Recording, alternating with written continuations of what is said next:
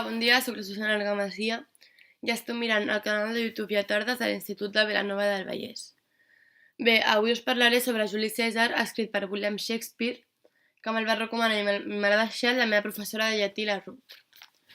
Aquest llibre es va escriure aproximadament el 1598, publicada en el primer foli de William Shakespeare el 1623. Bé, aquest llibre parla sobre la conspiració de certs nobles romans per matar Juli Cèsar. Per què? Perquè el mateix poble romà volia que Juli Cèsar fos el seu monarca i aquesta raó va ser suficient per impulsar a Brutus a unir-se amb els conspiradors de Juli Cèsar i sobretot també molt manipulat per Cassio, que és qui portaria el pla per poder assassinar a Juli Cèsar en el Senat. Bé, llavors, ni els somnis de la dona de Juli Cèsar ni les advertències que va fer el diví a Juli Cèsar perquè no anés al Senat no el van detenir.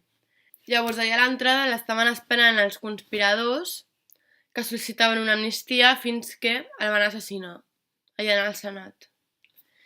Llavors, quan va aconseguir-ho, Brutus, davant del poble, justifica l'assassinat de Juli Cèsar i també permeten que parli Antoni, que era un amic i un servidor molt lleal de Juli Cèsar. Llavors, m'agradaria fer un parèntesis aquí i dir que quan vam anar a Roma aquest any, al segon de batxillerat al març, ens vam seure tots al Fòrum Romà i la Ruth i el Quiles van començar a llegir aquest fragment. El Quiles era Brutus i la Ruth Juli Cèsar, i vam estar tots escoltant superatentament i ens va emocionar molt. Llavors ara jo quan l'he llegit crec que és el moment del llibre que més m'ha agradat i m'ha emocionat molt més ara. Bé, continuem. Llavors, Antoni, quan diu aquestes paraules, manipula el poble romà i el convenç i es fica en contra dels conspiradors. Llavors, comença a haver una guerra civil. Llavors, Antoni i Octavi, que Octavi és el fill adoptiu de Juli Cèsar, triomfen i Cassio i Brutus es suïciden. Bé, s'ha de dir que és una de les 5 millors comèdies que ha escrit William Shakespeare.